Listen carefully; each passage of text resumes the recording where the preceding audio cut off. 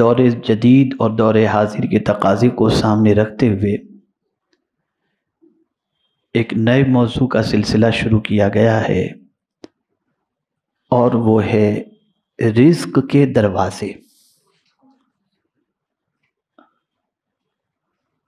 اس وقت روزی کی تلاش کے اندر لوگ سرگرداں ہیں۔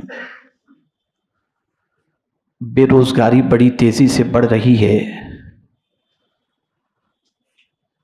اور جن کی کاروباری پوزیشن اچھی بھی ہے وہ بھی یہ کہتے ہوئے دکھائی دیتے ہیں کہ سروائیو کرنا بڑا ڈیفیکلٹ ہو رہا ہے۔ میری ایک اچھے کاروباری سے ملاقات ہوئی تو انہوں نے کہا کہ کیا کریں، ملازمین کی تعداد زیادہ ہے تو کاروبار چلانا پڑتا ہے، چونکہ ان کو تنخواہ دینی ہے، اور اگر ان کو تنخواہ نہ دیں تو وہ چھوڑ کے چلے جائیں گے، تو نفع جو پہلے ہم کو ملتا تھا اب اتنا نہیں ملتا، لیکن چونکہ کاروبار چلانے کے لیے چلانا پڑ رہا ہے۔ آمدنی کی پوزیشن یہ ہو گئی کہ پہلے جیسی آمدنی نہیں رہی، اور اخراجات کا معاملہ یہ رہا کہ پہلے سے زیادہ اخراجات بڑھتے جا رہے ہیں۔ تو آدمی سوچتا ہے کہ روزی کہاں سے ملے، کیا کریں؟ تو میرے رب کی عظمت پر قربان جائیے، اس نے رزق کا ذمہ بھی لیا اور ساتھ ہی ساتھ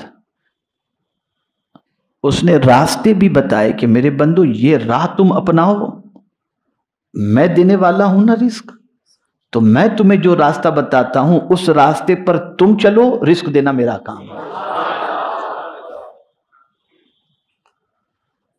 لیکن افسوس کی بات یہ ہے کہ دوسرا جو بھی راستہ بتائے آدمی اس راستے پر چلتا ہے، اور اللہ راستہ بتائے تو اس پر چلنے کے لیے تیار نہیں۔ آپ کہیں گے بڑی عجیب بات کر رہے ہیں، بالکل صحیح ہے۔ کوئی لاٹری کا راستہ بتا دے، چل پڑا آدمی۔ اور آج مسلمانوں کی پوزیشن، اور خاص طور پر نوجوانوں کی پوزیشن یہ ہے کہ بے روزگاری کی وجہ سے وہ لوگ کچھ ایسے کاروبار میں ملوث ہو جاتے ہیں جیسے ڈرگز کا کاروبار ہے اور غلط کاروبار، اس کے اندر انوالو ہو کر، ملوث ہو کر اپنی دنیا بھی برباد کرتے ہیں اور آخرت بھی برباد کرتے ہیں۔ کوئی غلط دوست مل گیا، اس نے راستہ بتا دیا، یہ کرو، ایسا کرو تو اس طریقے سے ہوگا، اتنا فائدہ ہوگا، چوری کا مال بیچو، غلط مال بیچو، یہ پتہ نہیں کیا کیا جو بھی چل رہا ہے۔ میں آپ کو کیا بتاؤں، سب سے آپ واقف ہیں، مجھے تو قرآن کا بتایا ہوا راستہ آپ کو بتانا ہے۔ ایک دروازہ گزشتہ اجتماع میں آپ نے سماعت فرمایا تھا، اور وہ دروازہ یہ تھا کہ خود بھی نماز پر قائم رہو اور اپنے گھر والوں کو بھی نماز کا حکم دو۔ جو یہ کرے گا، اللہ نے فرمایا نحن نرزقک، ہم تم کو روزی عطا کریں گے۔ اب آج دوسرا دروازہ سن لیں۔ اللہ عز و جل ارشاد فرماتا ہے وَمَن يَتَّقِ اللَّهَ يَجْعَلْ لَهُ مَخْرَجًا، اور جو شخص ڈرتا رہتا ہے اللہ عز و جل سے تو اللہ بنا دیتا ہے اس کے لیے نجات کا راستہ۔ میں جملے پر توجہ تھوڑی سی چاہوں گا۔ اللہ سے جو ڈرتا رہتا ہے اس کے لیے اللہ نجات کا راستہ بنا دیتا ہے۔ کس چیز سے نجات، یہ ذکر نہیں، مطلق کہہ دیا گیا، حالانکہ اوپر کے تذکرے کے اندر طلاق اور ان ساری چیزوں کا معاملہ ہے۔ لیکن صوفیاء کرام فرماتے ہیں کہ نجات جو فرمایا گیا نا، اس سے مراد یہ ہے کہ جو بھی مصیبت ہو، ہر مصیبت سے اللہ نجات عطا فرماتا ہے۔ مفلسی کی مصیبت، تم اللہ سے ڈرو، اللہ اس سے نجات عطا فرما دے گا۔ بیماری کی مصیبت، اللہ اس سے بھی نجات عطا کر دے گا۔ تنگ دستی کی مصیبت، اللہ اس سے بھی نجات عطا کر دے گا۔ جو مصیبتیں تمہیں ہوں، تم اللہ سے ڈرنا شروع کرو، اللہ تمہاری مصیبتوں سے تم کو نجات عطا فرما۔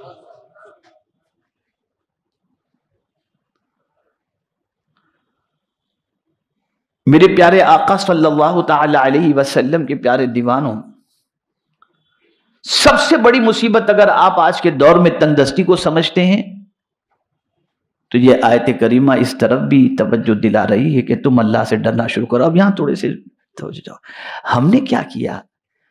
اس آیت کو پڑھنا شروع کیا، ڈرنا شروع نہیں کیا۔ ہم نے اسے وظیفہ بنا لیا۔ یہاں وظیفہ بنانے کی بات نہیں ہے، یہاں ڈرنے کی بات ہے۔ بعض چیزوں کے پڑھنے کے فائدے ہیں اپنی جگہ پر، لیکن یہاں رب فرما رہا ہے کہ جو ڈرا، اور آج انسان سب سے ڈرتا ہے، خدا سے نہیں ڈرتا۔ اور قرآن کہتا ہے لا تخشوا الناس واخشونی، لوگوں سے مت ڈرو، مجھ سے ڈرو۔ لوگوں سے ڈر کر کے انسان ان کے سامنے گناہ نہیں کرتا،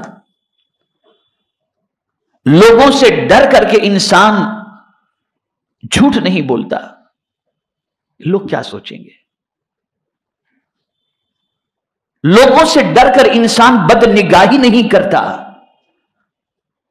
اور اسی کے ساتھ ساتھ لوگوں سے ڈر کر کے انسان گناہ بھی کر لیتا ہے، بد کرداری بھی کر لیتا ہے، سب یہ بھی کر لیتا ہے، اس لیے کہ کبھی کسی دوست کی مروت، کسی دوست کا ڈر، کسی کا وہ ڈر اس میں آدمی کر لیتا ہے۔ اور دوسرے اعتبار سے دیکھا جائے، بیوی کے ڈر سے، بچوں کے تنگدستی کے ڈر سے بھی انسان وہ راستہ اپنا لیتا ہے جس راستے پر چلنے کا اللہ نے منع فرمایا ہے۔ قرآن کہتا ہے واخشونی، اللہ فرماتے ہیں مجھ سے ڈرو۔ اور یہ ڈر اگر کسی کے دل میں پیدا ہو جائے یعنی اللہ کا، تو پھر مصیبتیں اس سے بھاگتی ہیں، پھر مصیبتیں بھاگتی ہیں۔ اور انسانوں میں سب سے زیادہ اللہ سے ڈرنے والے حضور صلی اللہ علیہ وسلم۔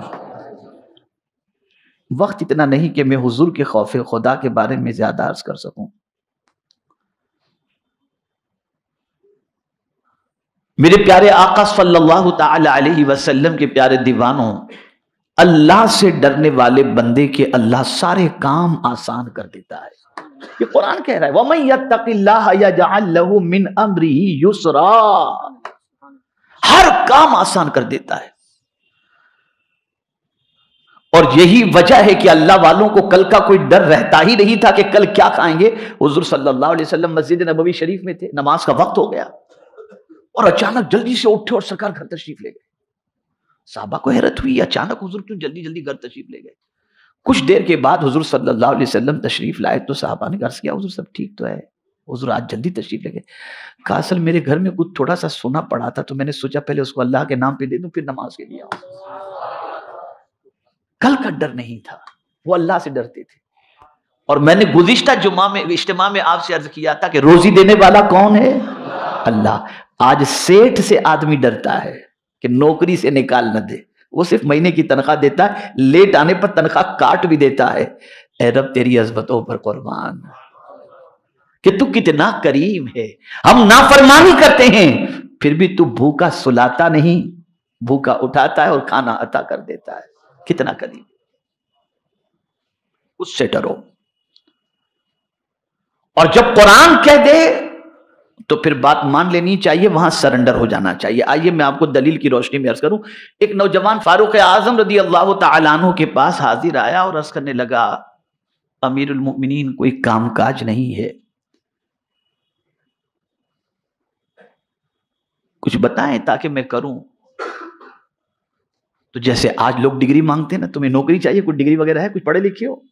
تو فاروق اعظم نے پوچھا کچھ پڑھا لکھا ہے تو کچھ جانتا ہے؟ کہا حضور کچھ نہیں جانتا۔ کہا قرآن کا؟ حضور وہ بھی اتنا نہیں جانتا۔ جا بولے پہلے قرآن پڑھ کر کے آ، اس کے بعد دیکھتے ہیں۔ اب فاروق اعظم نے فرما دیا، روزی کی ضرورت بھی تھی، گیا قرآن سیکھنے کے لیے، پڑھنے لگے وہ قرآن۔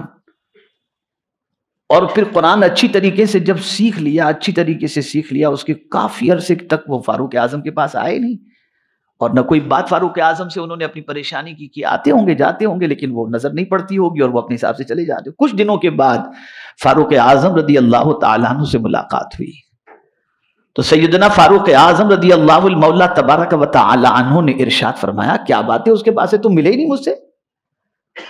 تو کہنے لگے حضور آپ نے مجھ سے فرمایا تھا قرآن پڑھنے کے لیے، میں قرآن پڑھنے لگا، تو میری ضرورت تو روزی تھی نا، تو پڑھتے پڑھتے ایک آیت پر پہنچ گیا، اور وہ آیت تھی وَمَن يَتَّقِ اللَّهَ يَجْعَل لَّهُ مَخْرَجًا، جو اللہ سے ڈرتا ہے اللہ تعالیٰ اس کے لیے نجات کا راستہ نکال دیتا ہے۔ بس تب سے میں نے اللہ کے ڈر کو اوڑھنا بچھونا بنا لیا، اب اللہ ایسی جگہ سے روزی عطا کرتا ہے جہاں میرا گمان بھی نہیں پہنچ سکتا۔ اب میں نے اللہ کا ڈر اپنے اوپر طاری کر لیا ہے۔ آج ہر چیز سے انسان ڈرتا ہے مسلمان، لیکن اللہ سے نہیں ڈرتا۔ اور پھر قربان جائیے میرے رب کی عظمت پر، اس نے صرف یہی نہیں کہا کہ نجات کا راستہ نکال دے گا، بلکہ فرمایا وَيَرْزُقُهُ مِنْ حَيْثُ لَا يَحْتَسِبُ، ایسی جگہ سے تمہیں روزی عطا کرے گا جہاں تمہارا گمان بھی نہیں ہوگا، جہاں تمہارا گمان بھی نہیں ہوگا، اس جگہ سے اللہ روزی عطا فرمائے گا۔ یہاں ایک اور بات عرض کروں، حضرت عوف صحابی رسول ہیں،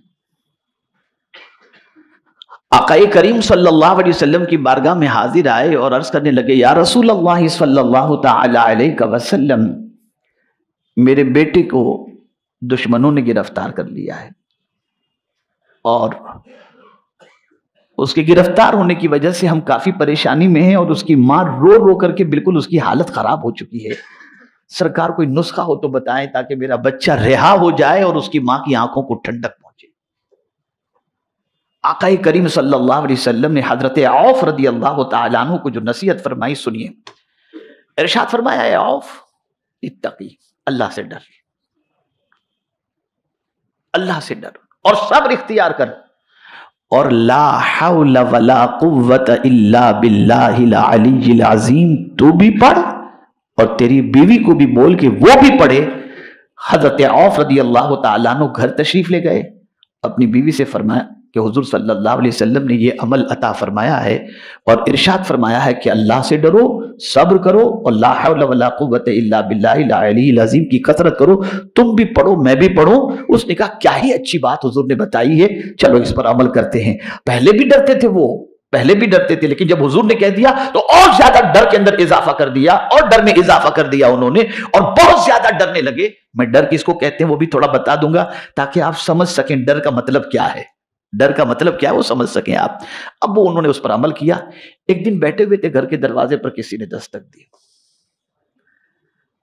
تو حضرت عوف رضی اللہ تعالیٰ عنہ نے دروازہ کھولا، تو جو بیٹا جس کو دشمنوں نے گرفتار کیا تھا ان کا نام سالم تھا، حضرت سالم، وہ گھر کے دروازے پر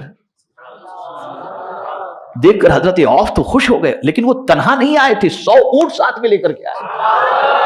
کتنے اونٹ؟ 100 اونٹ ساتھ میں لے کر کے آئے تھے، خوشی کی انتہا نہ رہی۔ بچے سے کہا بیٹا سب خیر؟ بولے کہا ہاں ابا جان، ایسا ہوا کہ دشمنوں کو میں نے غافل پایا تو میرے ہاتھ پیر کی بیڑیاں کھل گئیں اور کھول ڈالی میں نے، اور اس کے بعد جو ہے وہ میں نے دیکھا وہ غافل ہیں تو اونٹ بھی لے کر کے ساتھ میں آ گیا، اونٹ بھی لے کر کے آ گیا۔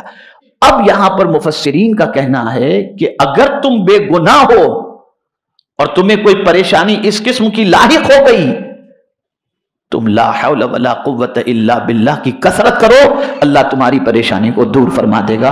اور میں نے خود ایک بے گناہ قیدی کے حوالے سے مسجد نبوی شریف میں مجھ سے میرے ایک دوست نے کہا کہ میرے بھائی کا کوئی قصور نہیں ہے، جبرن میرے بھائی کو کسی وجہ سے قید کے اندر ڈال دیا گیا۔ میں نے کہا اس سے بھی کہو تم بھی لا حول ولا قوت الا باللہ کی کثرت کرو، انشاءاللہ وہ رہائی اسے نصیب ہو جائے گی۔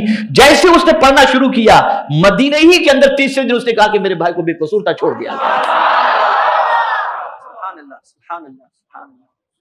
اللہ سے ڈرو۔ قرآن مقدس میں ایک مقام پر نہیں، سینکڑوں مقامات پر اللہ سے ڈرنے کا حکم دیا گیا، اور جو اللہ سے ڈرتا ہے نا اس کو رزق کا ٹینشن نہیں رہتا۔ اللہ نے فرمایا ایسی جگہ سے دوں گا جہاں تیرا گمان بھی نہیں پہنچے گا، تجھے پتہ بھی نہیں ہوگا، وہاں سے میں دے دوں گا۔ اب ڈرنا کسے کہتے ہیں بہت شارٹ میں سمجھا دوں۔ مفسرین کے کئی اقوال ہیں اور مفسرین کی کئی تعریفیں ہیں، کئی تعریفیں مفسرین نے کی، لیکن ایک بہت جامع تعریف، سمجھ میں آنے والی تعریف میں آپ کو بتا دوں کہ اللہ سے ڈرنا کسے کہتے ہیں۔ اللہ سے ڈرنے سے مراد یہ ہے اللہ نے جو حکم دیا وہ کرو، اور جس سے بچنے کے لیے کہا اس سے بچو جب تم یہ کر لو گے تو متقی بن جاؤ گے. اس نے جو کرنے کے لیے کہا وہ کرو، اور جس سے بچنے کے لیے کہا اس سے بچو. جب تم یہ دونوں کام کرو گے تم متقی ہو جاؤ گے. ہمارا حال یہ ہے کہ جس سے بچنے کا کہا وہ کر رہے ہیں، اور جو کرنے کا کہا ہے وہ نہیں کر رہے. اور بابا کچھ کہہ دیں تو فوراً کریں گے، اللہ کہے گا تو نہیں کریں گے. حال یہ ہو چکا ہے. خدا کی قسم کبھی کبھی تو ڈر لگتا ہے مجھے. کوئی بابا اگر کہہ دے یہ صبح دیکھنا مالدار ہو جائے گا تو فجر نہیں پڑے گا، لیکن وہ دیکھے گا ضرور اٹھ کے. پہلے بابا نے کہہ دیا ہے. ارے تیرا عقیدہ خدا پر ہے کہ نہیں ہے؟ روزی کا خزانہ اس کے پاس ہے، رزق کا ذمہ اس کے دست قدرت میں ہے. اس پر بھروسہ کر کے اس نے جو کہا وہ کرو، اللہ تمہیں ضرور مالا مال فرمائے گا. اللہ سے ڈرو، اللہ سے ڈرو. اور پھر قرآن کیا ایک انداز ہے کہ کہیں دعویٰ ہوتا ہے تو اس کے ساتھ دلیل اللہ عز و جل فوراً فرما دیتے ہیں. وَمَن يَتَقِ اللَّهَ يَجْعَلْ لَهُ مَخْرَجًا وَيَرْزُقْهُ مِنْ حَيْثُ لَا يَحْتَسِبُ. لیکن پھر وہاں بندے کو تھوڑا سا شک ملے گا کہ نہیں ملے گا. شک ہوتا ہے نا. یار اللہ نے فرما تو دیا ہے، اللہ نے فرما تو دیا ہے، لیکن یار ملے گا کہ نہیں ملے گا. تو میرے رب نے آگے کہہ دیا وَمَن يَتَوَكَّلْ عَلَى اللَّهِ فَهُوَ حَسْبُهُ. جو اللہ پر بھروسہ کر لے اللہ اس کے لیے کافی ہے. تو بندے تو بھروسہ کر کے تو دیکھ. یہ کسی انسان کا قول نہیں جو وعدہ خلاف ہے، یہ اس کا قول ہے جس کے بارے میں خود وہ فرماتا ہے ان وعد اللہ حق. بے شک اللہ کا وعدہ سچا ہے. اب توکل کا مطلب بھی یہ نہیں ہے کہ آپ بیٹھ جاؤ اور یہ آیت کی تلاوت کرتے رہو اور سوچو گے کہ مل جائے گا. نہیں، بلکہ توکل کا مطلب خود حضور صلی اللہ علیہ وسلم نے بتایا اسباب اختیار کرو لیکن بھروسہ مسبب الاسباب پر کرو. کمانے کے لیے نکلو، گراہک پر بھروسہ نہ کرو، گاہک پر بھروسہ نہ کرو کہ یہ چلا جائے گا تو کیا ہوگا. نہیں، تم نکل چکے ہو نا، اب بھروسہ اللہ پر. مولا تو نے فرمایا وابتغوا من فضل اللہ، اللہ کا فضل تلاش کرو. میں نکل چکا ہوں تیرے فضل کی تلاش کے اندر، اب تجھ پر یقین ہے کہ تو مجھے عطا کرے گا. یقیناً میرا مولا مالا مال فرمائے گا اور رزق عطا فرمائے گا. ڈرو، لیکن ڈر شرط ہے. ڈرو، جھوٹ بول کے دھندا مت کرو، ملاوٹ کر کے دھندا مت کرو، غلط کاروبار مت کرو. کوئی بھی چیز، جن چیزوں سے اللہ نے روکا ہے اس سے رکو اور اللہ پر بھروسہ کر کے تم نکلو. اللہ نے فرما دیا اللہ عز و جل تمہیں ایسی جگہ سے روزی عطا فرمائے گا جہاں تمہارا گمان بھی نہیں پہنچتا. ایک واقعہ میں آپ کے سامنے عرض کرتا ہوں. میرے پیارے آقا صلی اللہ تعالی علیہ وسلم کے پیارے دیوانوں، اللہ رب العزت جل جلالہ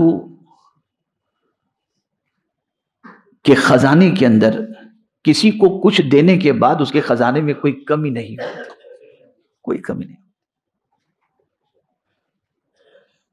اور اس کا خزانہ ایسا ہے کہ کبھی ختم ہونے والا ہی نہیں. یہ اس کے خزانے کی. یہاں ایک بہت اہم بات عرض کرنے جا رہا ہوں. بہت سارے بندے یہ کہتے ہیں مولانا میں نماز تو کئی مہینوں سے پڑھ رہا ہوں، کئی سالوں سے پڑھ رہا ہوں، میری تنگ دستی دور نہیں ہوتی، میری بیوی بچے بھی 5 وقتہ نماز، یہاں تک کہ تہجد پڑھتے ہیں، پھر بھی روزی کے اندر بڑی تنگی نظر آتی ہے. آپ نے تو روزی کا دروازہ بتایا تھا کہ جو نماز پڑھے قائم رہے نماز پر اور اپنے اہل و عیال کو نماز کا حکم دے، اللہ اسے روزی دے گا. تو ایک بات یاد رکھیں، کام کرنا آپ کی ذمہ داری ہے، کب دینا یہ اللہ جانتا ہے. ہم جلد باز ہیں، وَكَانَ الْإِنسَانُ عَجُولًا، جلد باز ہیں. اور جلد بازی کے بارے میں کیا قرآن نے کہا؟ رسول اعظم صلی اللہ علیہ وسلم کا فرمان بھی کیا ہے؟ جلد بازی شیطان کی طرف سے ہوتی ہے. جلد بازی، اور جہاں جلدی کرنے کا حکم وہاں تو جلدی آدمی کرتا ہی نہیں ہے، وہاں لیٹ کرتا ہے. اور باقی مال کے سلسلے میں، اس کے سلسلے میں، اس کے سلسلے میں، گناہ کے سلسلے میں آدمی جلدی کرتا ہے. میرے پیارے آقا صلی اللہ علیہ وسلم کے پیارے دیوانوں، قرآن نے مغفرت حاصل کرنے کی طرف جلدی کرنے کا حکم دیا، نیکی کرنے کے سلسلے میں جلدی کرنے کا حکم دیا. بچے بچی شادی کے لائق ہو جائیں تو شادی کرنے میں جلدی کا حکم دیا. انتقال ہو جائے تو دفن کرنے کے لیے جلدی کا حکم دیا. نماز کا وقت آ جائے تو جلدی سے ادا کرنے کا حکم دیا. گناہ ہو جائے تو توبہ کرنے کے لیے جلدی کا حکم دیا. یہ ساری چیزیں جلدی کرنے کی، لیکن اسی میں بندہ لیٹ کرتا ہے، اسی میں بندہ لیٹ کرتا ہے. تو عرض یہ کر رہا تھا اللہ عز و جل جانتا ہے، اس کو بھی اسی آیت میں اللہ نے فرمایا ان اللہ بالغ امرہ قد جعل اللہ لکل شیء قدرا، دلیل دے دی اس نے. اب ترجمہ سماعت فرمائے تو آپ کو انشاءاللہ سمجھ میں آئے گا. بے شک اللہ تعالیٰ اپنا کام پورا کرنے والا ہے، یعنی جب اس نے کہہ دیا کہ بے حساب بے گمان تمہیں روزی عطا کی جائے گی تو اللہ اپنا کام پورا کرنے والا ہے. اور ساتھ ہی فرما دیا قد جعل اللہ لکل شیء قدرا، مقرر کر رکھا ہے اللہ تعالیٰ نے ہر چیز کے لیے ایک اندازہ کہ کب دینا، یہ اندازہ اللہ نے مقرر کر رکھا ہے. اور جلدی میں آپ کو بتاؤں، اللہ عز و جل فرما دے کن، وہ چیز ہو جائے، فیکون ہو جائے. لیکن آپ کو معلوم ہے زمین و آسمان کتنے دن میں بنے ہیں؟ 6. ماشاء اللہ 6. اللہ فرماتا فوراً بن جاتا. ارے آپ بچے کو دیکھیے نا، کون پیدا کرتا ہے بچہ؟ خالق کون ہے ہر چیز کا؟ جواب دیجئے نا، اللہ ہے نا. کیا شادی بھی دوسرے دن بچہ پیدا ہو جاتا ہے؟ پروسیجر ہے اس کا، ہر چیز بتدریج ہوتی ہے. آپ دیکھیں کھیتی باڑی کو لے لیجئے، بیج بویا فوراً فصل نکلی نہیں، ایک ٹائم سے اللہ گزارتا ہے. بس یہ جب آپ کی سمجھ میں اتنی بات آ گئی نا تو آپ کرتے رہیے، جب اللہ دینے کی بات کیا ہے تو وہ دے کر کے رہے گا. لیکن کب دینا یہ وہ جانتا ہے، کب دینا یہ وہ جانتا ہے، اس کو اندازہ ہے کہ کب اس کو دینا ہے اور کب نہیں دینا. تو جلدی نہ کرو. جیسے بیج بونا، کھیتی اگانے والا اللہ ہے لیکن ایک پروسیجر سے گزارا جاتا ہے. بچے پیدا کرنے والا اللہ ہے، پروسیجر سے گزارا جاتا ہے. یہ سارے پروسیجر سے اللہ گزارتا ہے تاکہ بندے کو یہ معلوم ہو کہ اللہ کی اپنی بھی کچھ حکمت ہے اور بندے کی بھی کچھ تربیت ہے. تو بندے کو کسی چیز میں عجلت نہیں کرنی چاہیے کہ میں اتنے ٹائم سے نماز پڑھتا ہوں میری دعائیں قبول نہیں ہوتی، اتنے ٹائم سے دعا کرتا ہوں میری دعا قبول نہیں ہوتی، میں اللہ سے بہت ڈرتا ہوں مجھے روزی نہیں ملتی. اللہ نے فرما دیا ان اللہ بالغ امرہ، اللہ اپنا کام پورا کرنے والا ہے. اور بے شک کے ساتھ فرمایا ان نہ لگا کر فرمایا، یعنی جو اس نے کہہ دیا ہے وہ کر کے رہے گا. اچھا اور ایک بات بتا دوں، کبھی کبھی ایسا ہوتا ہے کہ انسان کی ہوئی نیکی جو ہے نا اس کی 7ویں پشت کے بچے کو فائدہ پہنچاتی ہے. یتیم کا خزانہ زمین میں دفن تھا،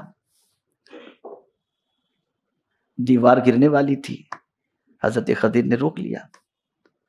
موسیٰ علیہ السلام ساتھ میں تھے. اب روکنے کی وجہ کیا تھی؟ وہ زمین کے اندر جو خزانہ تھا وہ نکل آتا تو لوگ لوٹ لیتے. تو اس یتیم کے خزانے کی حفاظت کے لیے اللہ عز و جل نے حضرت خضر رضی اللہ تعالی عنہ کو مقرر فرما دیا اور اس یتیم کے خزانوں کو ضائع ہونے سے بچا لیا. تو پوچھا گیا کہ یتیم بچوں کی کون سی نیکی ہے کہ ان کا خزانہ محفوظ رہا؟ تو جانتے قرآن کیا کہتا ہے؟ وَكَانَ أَبُوهُمَا صَالِحًا، ان کے ماں باپ نیک تھے. اور مفسرین فرماتے ہیں ماں باپ میں سے مراد یہ کہ 7ویں پشت میں جو دادا پردادا تھے نا وہ بہت نیک تھے، ان کی نیکی کا فائدہ اس یتیم کو مل رہا ہے. یہ ہے. خیر مختصر آج اب اس چیز کو ذہن میں رکھو کہ دیے ہوئے اوراد و وظائف جو قرآن و احادیث میں ہیں اس کے فوائد اپنی جگہ پر، اس سے انکار نہیں کیا جا سکتا. لیکن رب کا دیا ہوا فارمولہ کسی فارمولے سے کم نہیں ہو سکتا. اس کا دیا ہوا فارمولہ 100% یقینی ہے. اور اس نے کہہ دیا اللہ سے ڈرو، ایسی جگہ سے تمہیں رزق دیا جائے گا کہ تمہارا گمان بھی نہیں پہنچے گا، گمان بھی نہیں پہنچے گا. تو رزق کا دوسرا دروازہ ہے اللہ سے ڈرنا. کس سے ڈرنا؟ اور اللہ سے ڈر کر کے کرو. میں جھوٹ نہیں بولوں گا تو یہ کاروبار ٹھنڈا پڑ جائے گا، یہ کسٹمر بھاگ جائے گا. نہیں، تم کسٹمر پر بھروسہ مت کرو، اللہ پر بھروسہ کرو. تمہارے حصے کا رزق مولا تمہیں عطا ضرور کرے گا اور تمہیں مل کر کے رہے گا.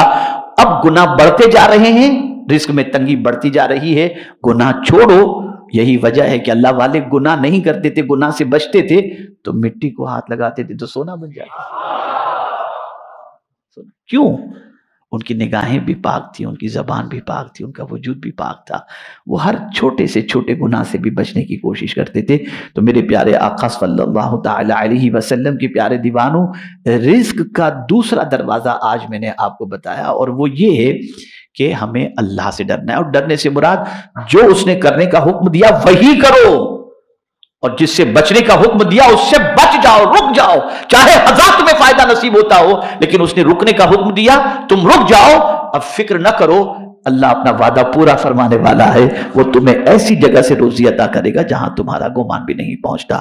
اللہ تعالیٰ آقا کریم صلی اللہ علیہ وسلم کے صدق و طفیل مجھے آپ کو سب کو اللہ اور اس کے رسول کے ارشاد پر عمل کرنے کی توفیق نصیب فرمائے، اور ہمیں اللہ کی خشیت صحیح معنوں میں نصیب فرمائے. اور علامہ قاضی ثناء اللہ پانی پتی رحمۃ اللہ تعالی علیہ نے بہت اہم عمل بتایا ہے، اور میں سوچتا ہوں کہ وہ عمل بتا دوں آپ کو، تاکہ آج جو ٹینشن میں بہت زیادہ لوگ رہتے ہیں اس عمل کو کریں. انشاءاللہ اس کی برکت سے اللہ نے چاہا تو ٹینشن بھی کافی دور ہو جائیں گے. لیکن ساری چیزیں نماز کی پابندی کے ساتھ ساتھ کریں، تاکہ انشاءاللہ العظیم اس کی برکتیں آپ کو حاصل ہو سکیں. میرے پیارے آقا صلی اللہ تعالی علیہ وسلم کے پیارے دیوانوں، علامہ پانی پتی رحمۃ اللہ تعالی علیہ نے اسی آیت کے ضمن میں وَمَن يَتَّقِ اللَّهَ اپنی تفسیر مظہری میں فرماتے ہیں کہ حل مشکلات کے لیے یہ وظیفہ لکھا ہے جو ہدیہ ناظرین ہے.